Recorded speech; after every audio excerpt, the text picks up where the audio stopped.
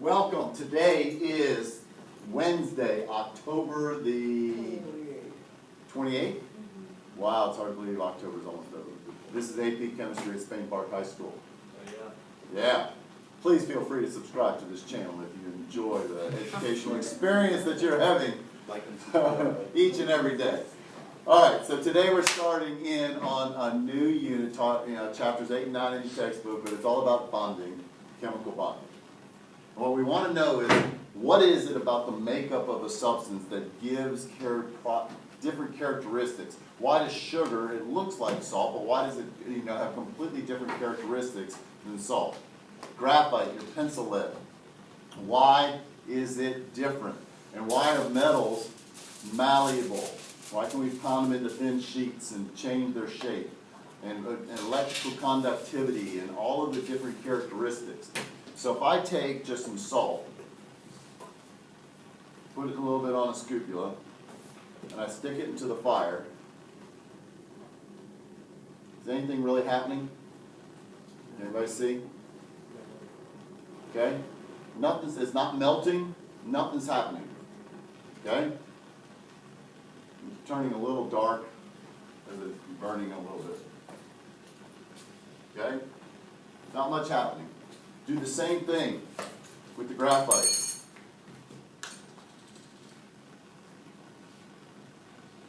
Just a little bit on the tip.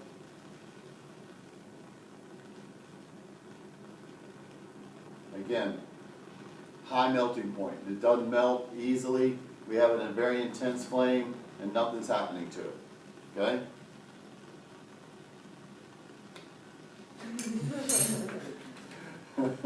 We never use that for anything pure. Okay? So, if I take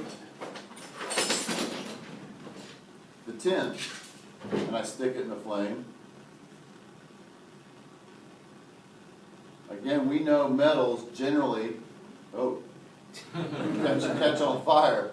Okay? So tin burns, okay? So there's a property of the metal, okay? But most pots and pans are made out of metal, which means you can put them on the stove, you can put them in the oven, and they don't melt.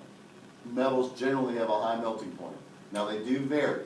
Aluminum's melting point is actually pretty low. We take this, heat it up. It's not that low.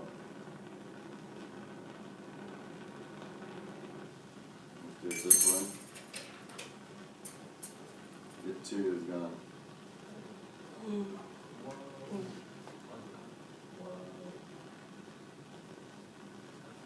Okay, so it's reacting, it's really oxidizing, making aluminum oxide there pretty quickly. Okay, it's not really melting as much as it is reacting with the oxygen in the air at the high temperatures and making aluminum oxide. Okay, so we have these characteristics. Okay, another characteristic we want to look at is electrical conductivity. Oh, well, wait, before we even do that, let's take some sugar. What the heck is inside of that?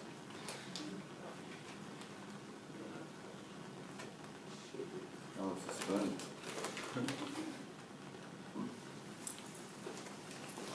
Two spoons.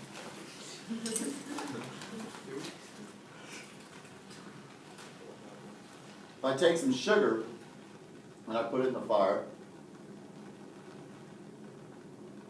immediately it's beginning to melt. And I have liquid sugar. Okay? Making a mess all over the table that I'll have to clean up later. Okay? So, different melting points. Well, what about the electrical conductivity? If I take some sugar,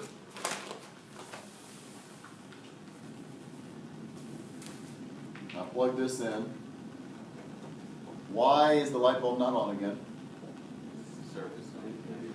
There's the break. So if we can connect it, but sugar does not conduct electricity in the solid state. We take some salt.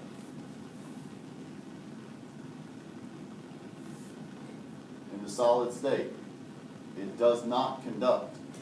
Okay? Now, shoot. Can't pour this back in there.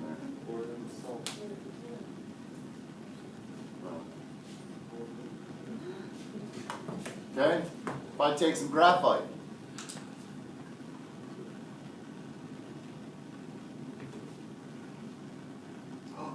Ooh, it does conduct. Ooh, kind of crazy. Why is, we got to figure out why graphite conducts electricity. What does anybody know what graphite's made up of? Carbon. Pure carbon. What else is made up of pure carbon? Diamond. Diamonds, okay.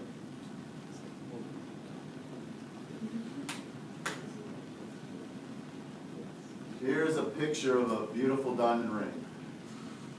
This is the one I actually just bought my fiance. Okay, it's so weird at my age to talk about a fiance, but you know, life is just happens. Okay, so what's this made up of? Carbon. Pure carbon, just like the graphite is.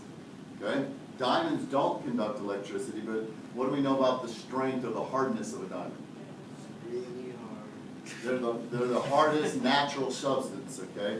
Very hard. Now, they are still brittle, because if I hit it hard enough, it shatters into smaller pieces, into smaller diamonds. It doesn't make a flat diamond. Okay? It's not malleable, but it's not fragile. It's brittle, but not fragile. Okay? So, a diamond has certain characteristics. We want to figure out what characteristics, why is a diamond different than salt? Why is it more expensive? What is it gives it its characteristics? It's all about bonding. Okay? So, and then graphite, this unique thing it does conduct electricity in the solid state. So if you stick your pencil into a socket, you can get shocked. Okay? Now, I still remember in one of my very first years teaching here, okay, it was probably 2003, 2004, somewhere in that range. First off, they were twin brothers, but I only taught one of them, okay? And I didn't know he was a twin.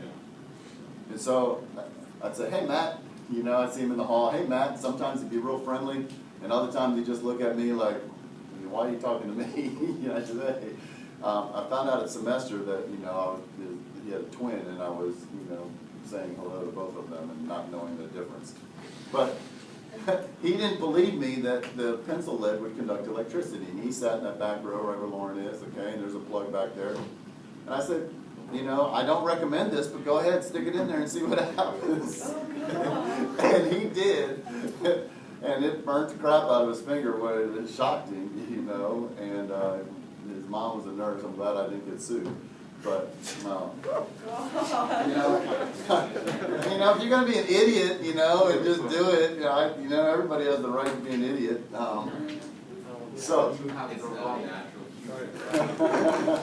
But if, for instance, you end up having an electrical circuit that somehow shorts out and you're in a desperate bind and you need to MacGyver it, then you can use your pencil graphite to complete the circuit to, you know, to replace the fuse, so then whatever you're trying to work on will work. Okay? Now, if I take, I don't think I can make this. Can I make that sit in there? I missed. Oh, you can't see the light though. Could you see it? Yeah. Okay, so the metal is conducting in the solid state. Okay? We do this, and I always got to make sure I unplug it. We take the aluminum foil, do the same thing. The metals conduct electricity in the solid state. What is it about their bonding that allows them to conduct electricity, whereas an ionic compound doesn't conduct? But if I take the sugar, just a little bit of sugar, just a spoonful of sugar helps the medicine go down. Does anybody know what that's from? I heard somebody mumble something. Mary Poppins, that's exactly right. That's one of the classic songs. So this is sugar dissolved in water. Use this spoon.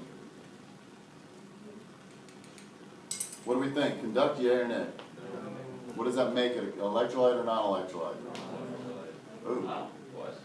Well, what did I do? Tap water. I used tap water. So you have to use distilled. You gotta use distilled water. Okay, there's still some, I gotta rinse it all out.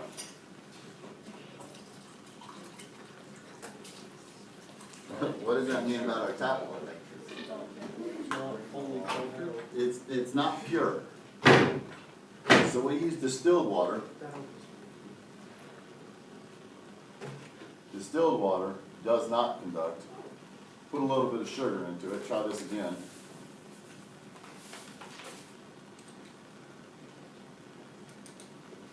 Now, it's a non-electrolyte. Okay?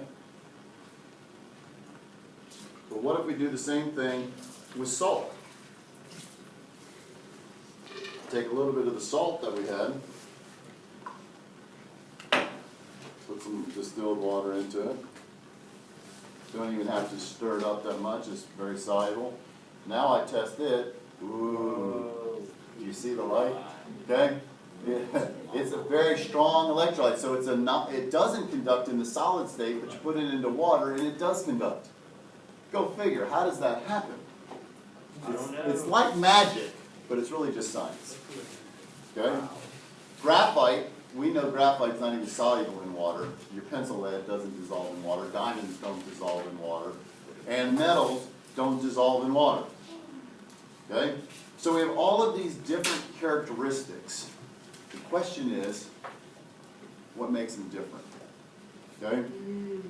What makes them different? I know that I have piqued your curiosity to a point where you're just dying to know. Does anyone want to venture a guess? They're bonding. There are 4 types of substances in the world. Everything can be classified into one of these 4.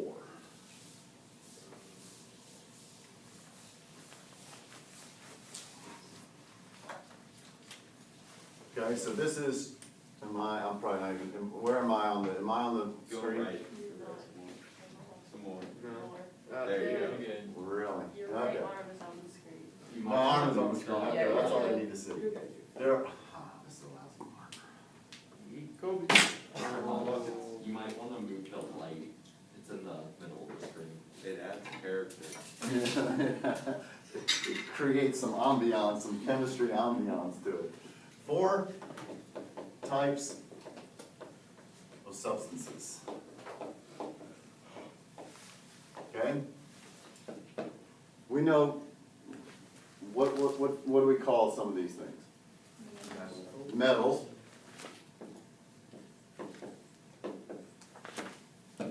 Salt is what type of compound? It's an ionic compound. Okay? And 3 and 4 are both covalent, but they have different characteristics. Graphite and diamonds, does anybody know what we call those? Is that covalent network? Covalent network, whereas sugar is going to be Covalent molecular. covalent molecular. Covalent molecular, what do you think it forms? Molecules. Okay, that's deep right there. Okay, so these are your carbon dioxide, your water, sugar, all the things that form molecules are covalent molecular. Ionic compound is going to be your metal with a non-metal.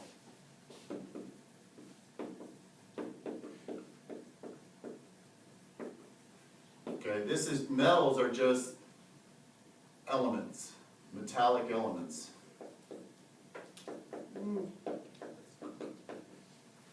Where are metals located on the periodic table? Left of the zigzag line. So anything to the left of the zigzag line, but it's just that pure gold, pure silver, pure copper, pure aluminum, that's going to be metallic compound, metallic bonding. And then, what's this going to be made up of? 2 nonmetals. Then we have this 4th one, covalent network. What is the word network? What image does that conjure up in the brain? A chain, a connection, right? When you think about the AT&T network, okay? It's all the phone lines all connected together, and or you're on the plane and you should look at the little magazine that they put in the seat back, and it shows all the different routes that the planes fly. You can just kind of see everything crisscrossing all over. That's what a network is. Covalent network is an organized, repeating pattern.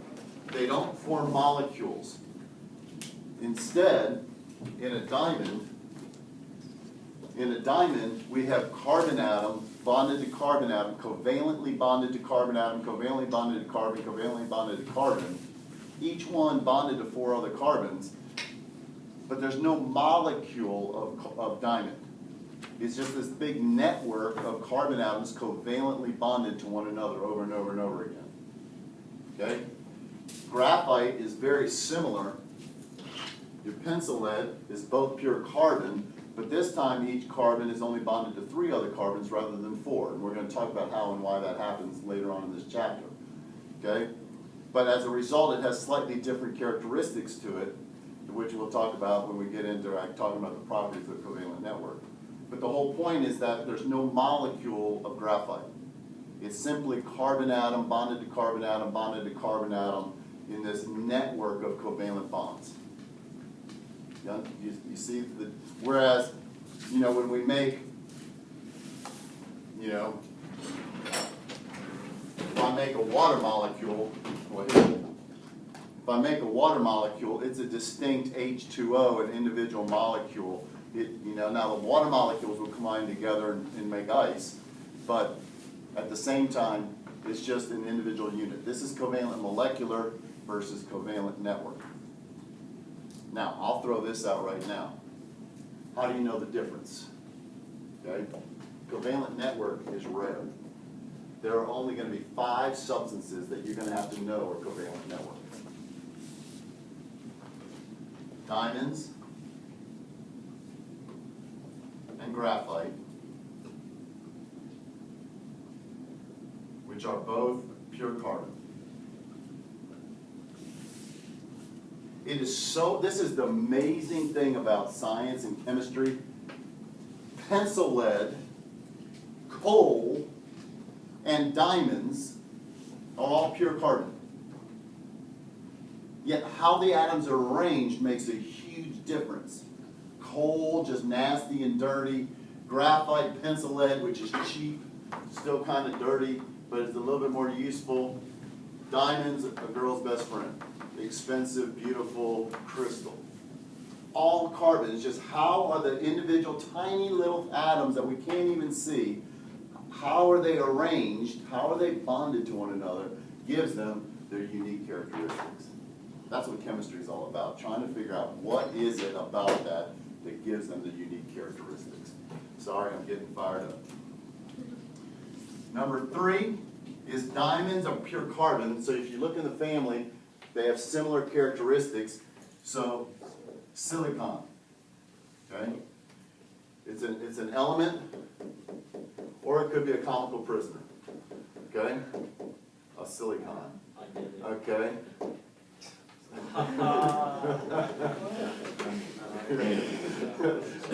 A comical prisoner, a silicon. All right, so we have silicon. Now, so silicon and carbon can bond together, and we can get silicon carbide. 1%. What? What's 1%? Silicon carbide. Yeah. It's used because diamonds are really hard. Silicon carbide is also a covalent network, very hard. They use this in a lot of industrial sandpapers and drill bits and things because it's relatively cheap, but it's very coarse and very hard. And then lastly, silicon dioxide.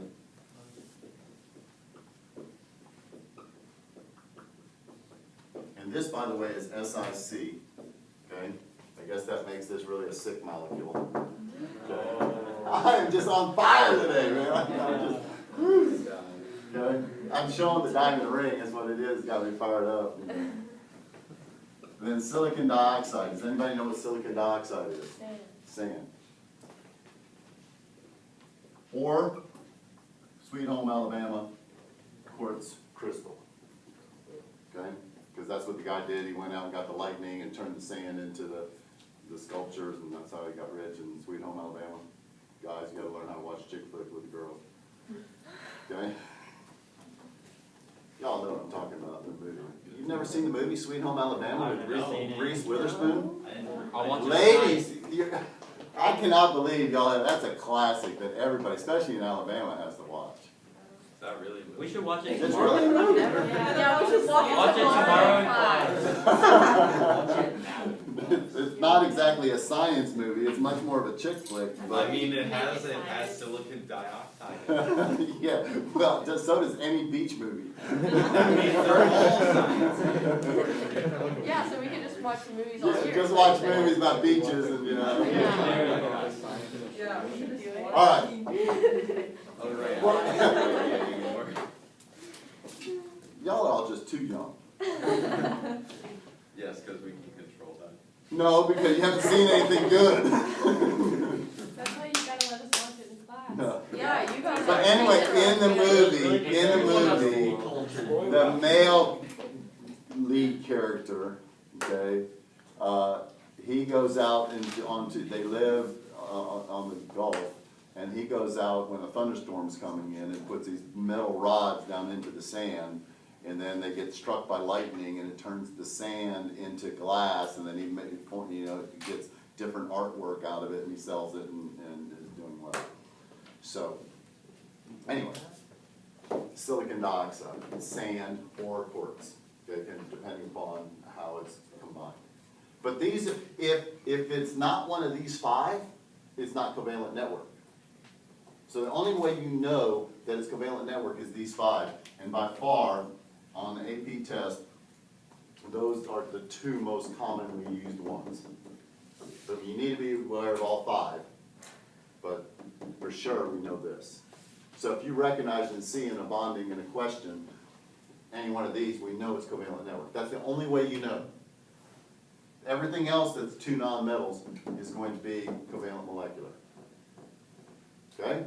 So we want to go through each of these four types of substances, and we want to go through and look at how are they bonded, what's going on with them, and how can we explain their characteristics based upon that bonding.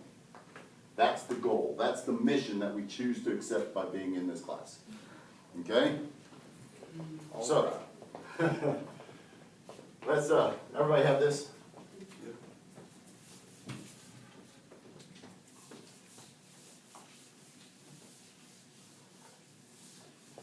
Now, I'm not going to go quite in this order. I'm going to do ionic bonding first.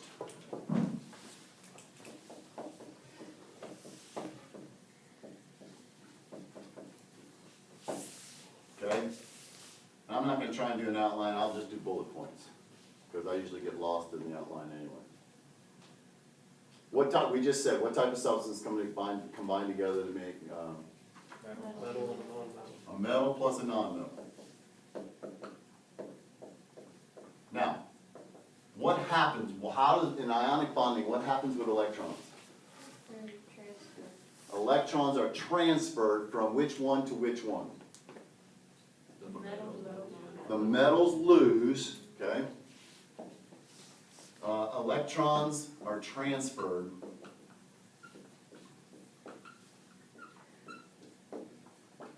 from the metal to the non-metal. Okay? Remember,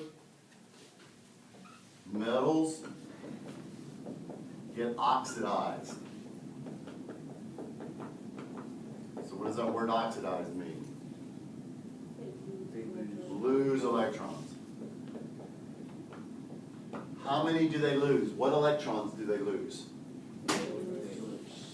Let's just even say that, lose their valence electrons. Okay? So alkaline metals have how many valence electrons? 1. So they're going to lose that valence shell. So what's the charge of all of the alkaline metals? Plus 1. Alkaline earth metals have 2 valence electrons. So they're going to lose 2 electrons and be plus 2. Okay? So it's going to be a metal plus a non-metal. The metals lose. The non-metals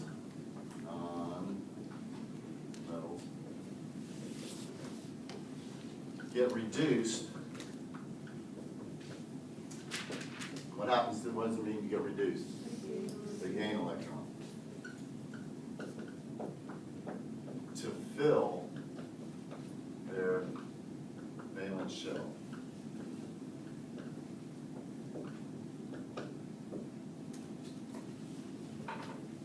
Okay, so nitrogen, it's number 7.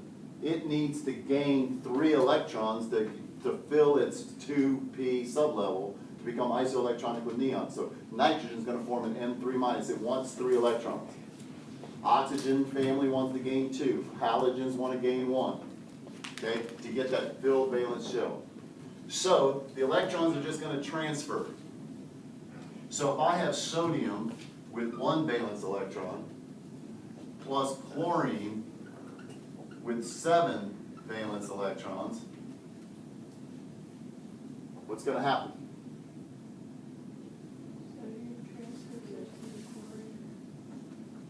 Okay, so we end up getting an Na plus ion and a Cl minus ion. What holds them together?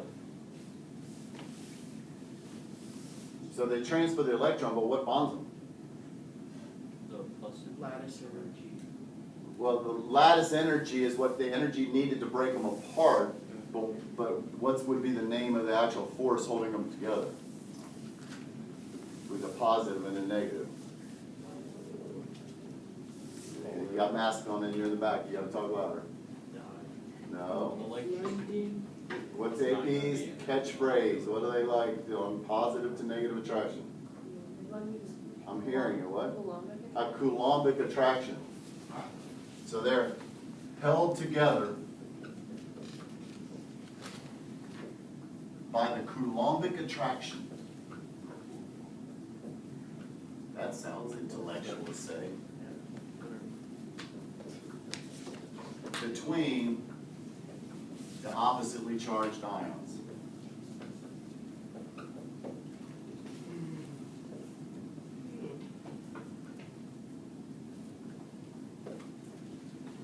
We might even get through all of ionic today. Ionic metallic are easy. We spend the rest of the time on covalent. Okay? Now, if I go over here, am I still on the screen? Yeah. Okay, so what's Coulomb's law?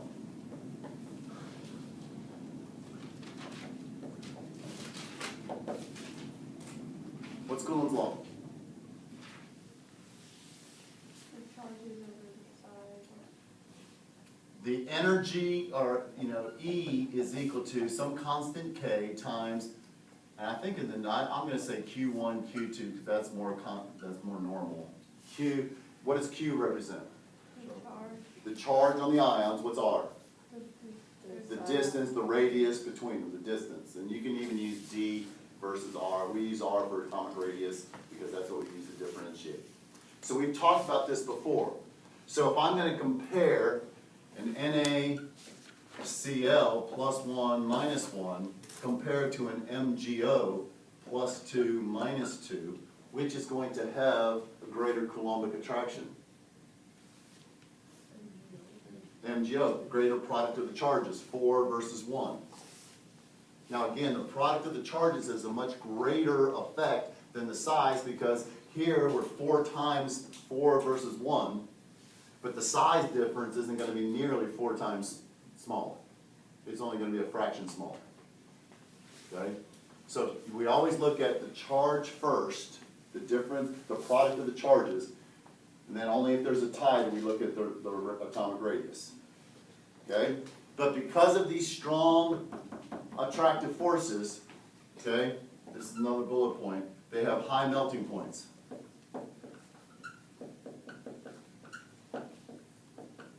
Due to the very strong Coulombic attractions. And the attractions are so strong because they don't form molecules.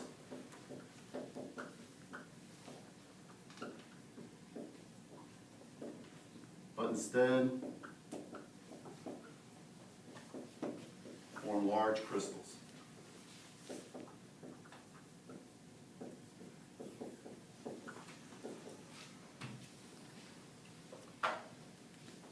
So in that, this is a crystal of salt, where you have an Na plus surrounded by a Cl minus, surrounded by an Na plus, surrounded by a Cl minus, surrounded by an Na plus. And so they're held tightly in this, what we call the crystal lattice structure. Okay, since positive is completely surrounded by negative, negative is completely surrounded by positive, they're held very rigidly in place. That means you have to put a lot of energy, the high lattice energies to break them apart. High melting points. They're going to be, all ionic compounds are going to be solids at room temperature. Okay? They're going to be solids at room temperature because they have high melting points. Okay? Now, just in your notes right underneath that, we'll finish with this. Just, you need to draw out what that crystal looks like, just so you can have a record of it, because you won't have it. It's going to be Na plus surrounded by a Cl minus, surrounded by an Na plus,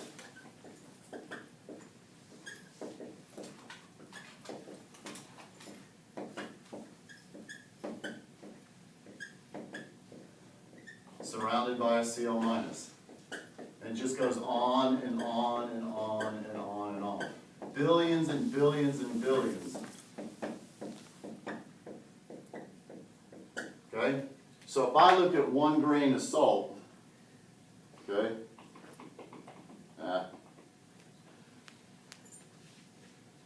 If I look at a grain of salt, each little grain has literally billions and billions and billions and billions and billions and billions and billions of these ions just surrounding one another.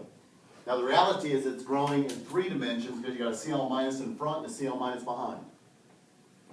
So we would say that the coordination number, here's the coordination number. You need to write this down. Coordination number. And this is just a definition that you probably won't ever have to know. Coordination number is the number of oppositely charged ions that surround each ion. The number of oppositely charged ions that surround each ion. That's the coordination number. Coordination, C-O-O-R-D-I-N-A-T-I-O-N.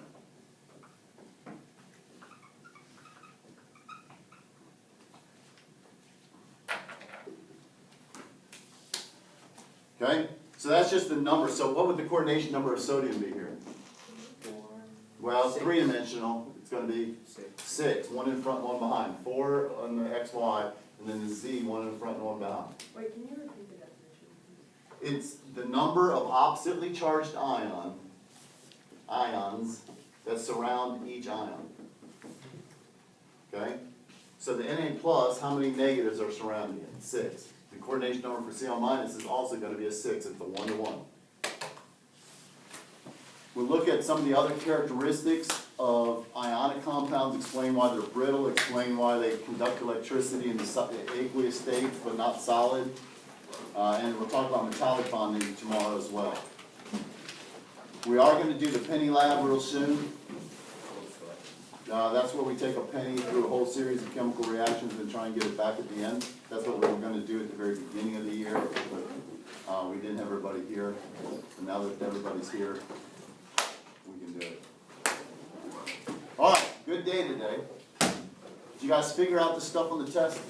Did you make some silly mistakes? I felt like you left some easy questions, missed some easy questions. I realized that I missed both for like a lot of the stuff that we did the half of the time for this like chapter and a half that we were hybrid. So it like didn't want to issue. I So don't think the bells are ringing. The bells are ringing. Oh, that's right, bells are not ringing. my Okay. willpower actually got there. Note yourself, watch the videos. But like I don't have to now. Yeah, that's exactly right. So it forces you, I think it's a lot easier. It forces you to. I'd rather just sleep in.